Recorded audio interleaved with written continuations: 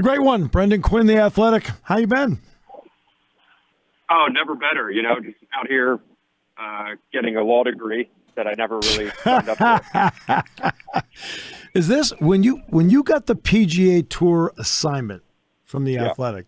Did you ever dream that this would be something you'd have to cover?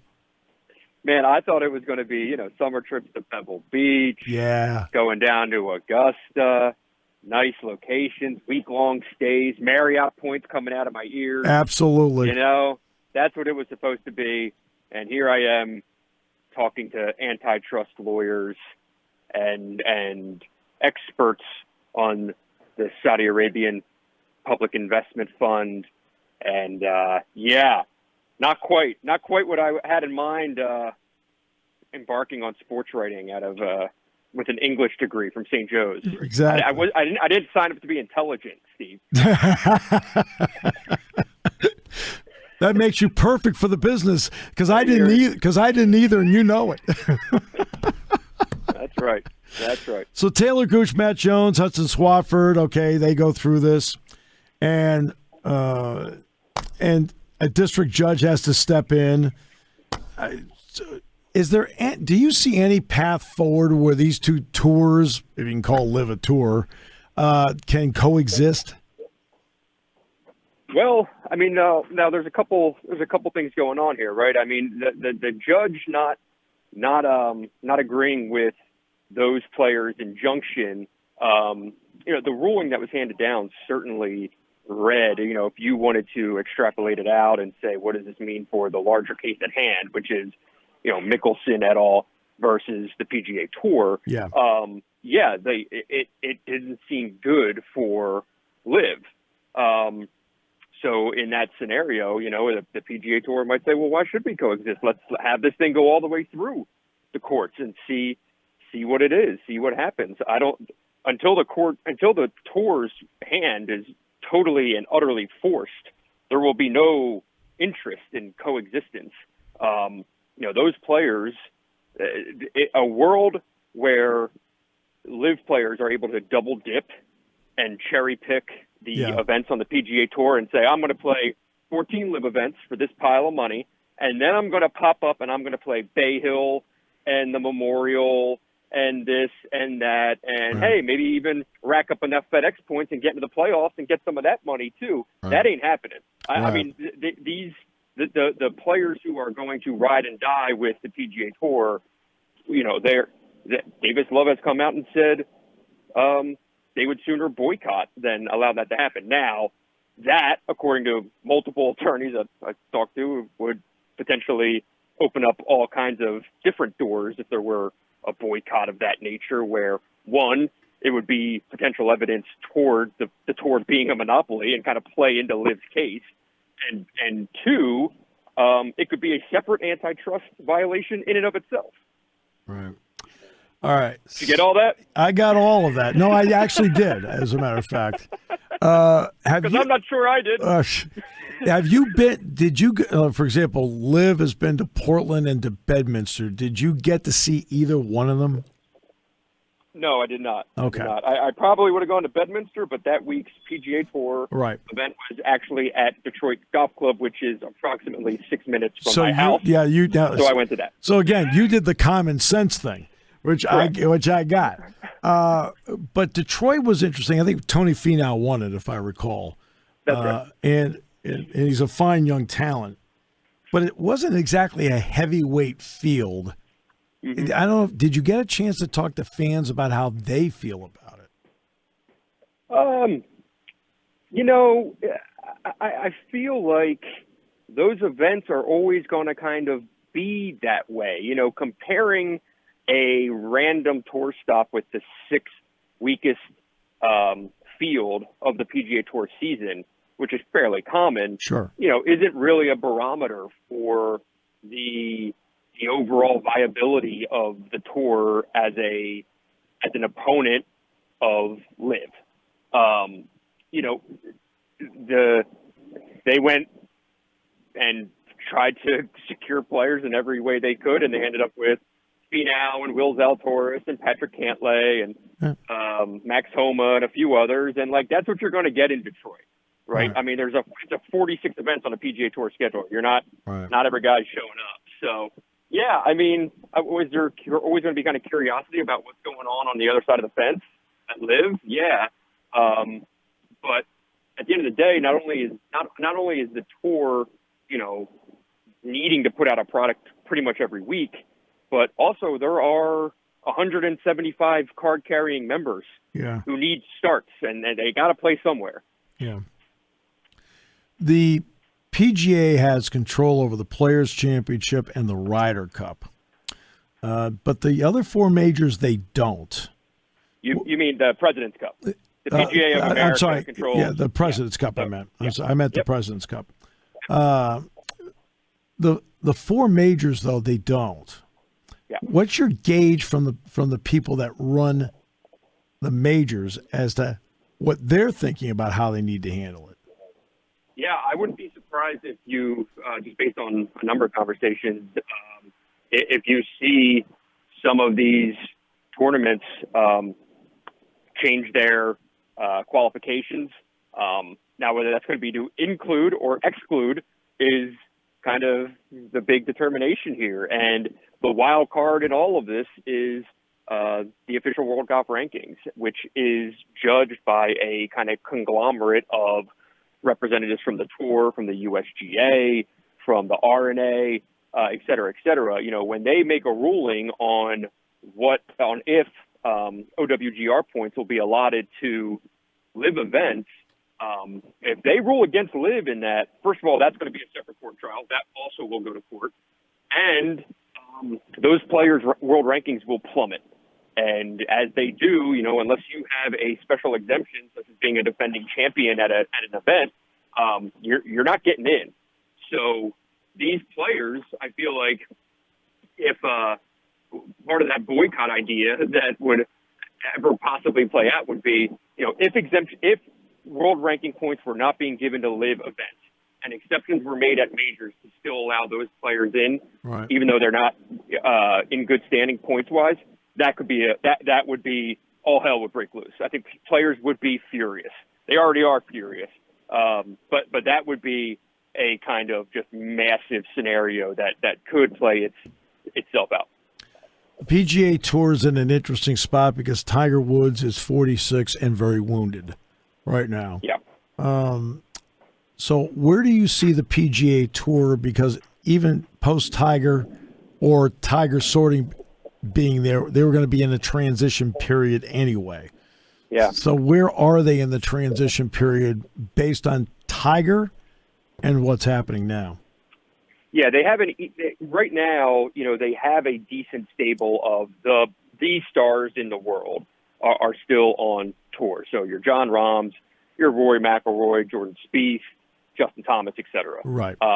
However, the way this thing is trending and with the expectations that many of the best Australian players are about to sign with LIV, many of the best Japanese players could technically or potentially sign with LIV, and then maybe, lean further and try to get some of the young European stars.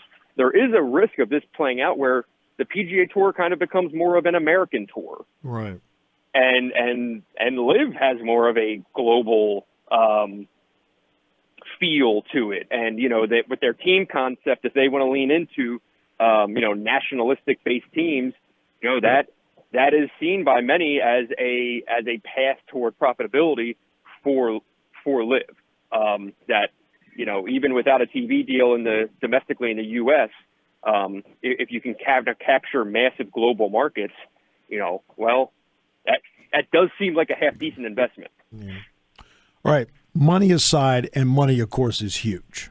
Yeah. Okay. It's huge. I mean, look, a lot of these guys, many of them are older players, and they're getting a guarantee that is beyond what probably any of them could dream.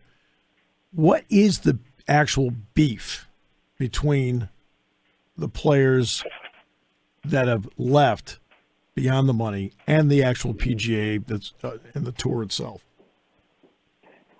So most players that I've spoken to have really no issue with the guys who, if you want to go to LIV, go to LIV. If you want that money, go get that money. It's fine. I haven't heard anyone that's just like, that's morally against it, right? For all the talk about Saudi Arabia and its human right record and et cetera, you know, you don't hear that among players. They don't seem to really mind anyone who wants to go. Their issue is that it is the idea of wanting to double dip and also participate in PGA Tour events. And that's, you know, these guys have pensions, these guys have health care, these guys, they built the tour.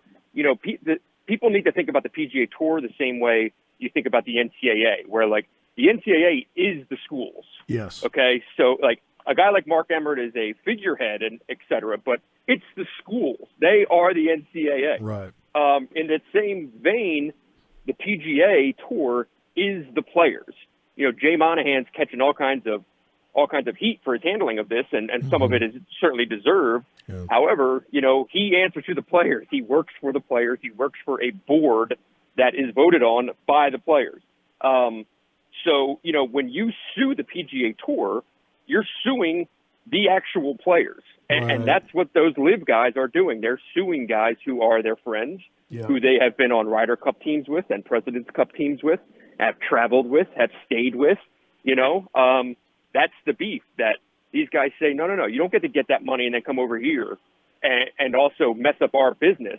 Because not only are they suing the tour, but now there's a federal investigation into how the tour does business that is being prompted by Greg Norman and LIV, saying that this is a monopoly. They participate in antitrust or non-competitive antitrust behavior. So, you know, now you're dragging the entire business model of the PGA Tour into the courts. Yeah. That is where the beef is.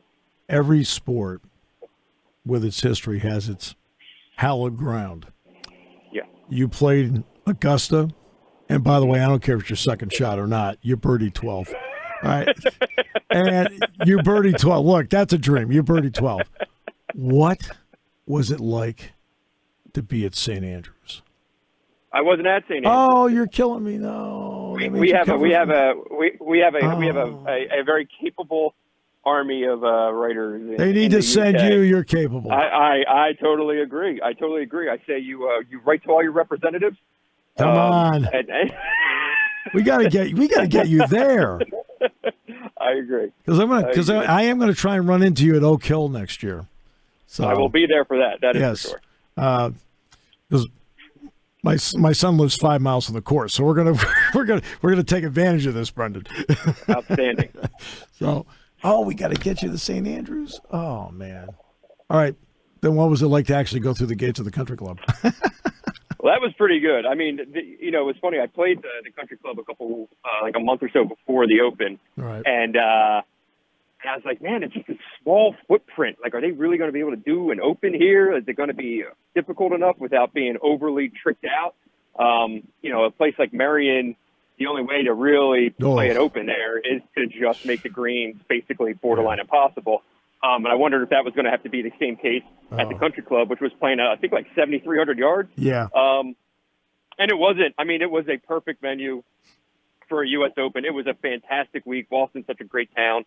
And the course, you know, any week where you have a story in both the course and the tournament and a winner that is, you know, warrants, you know, a great story, that's ideal for a major. And that's what we got at that U.S. Open. It was fantastic. The course blew me away. I remember at Marion, I think it was the fourth hole, and they stretched it. It cleared 600. They stretched it all the way back to the fence.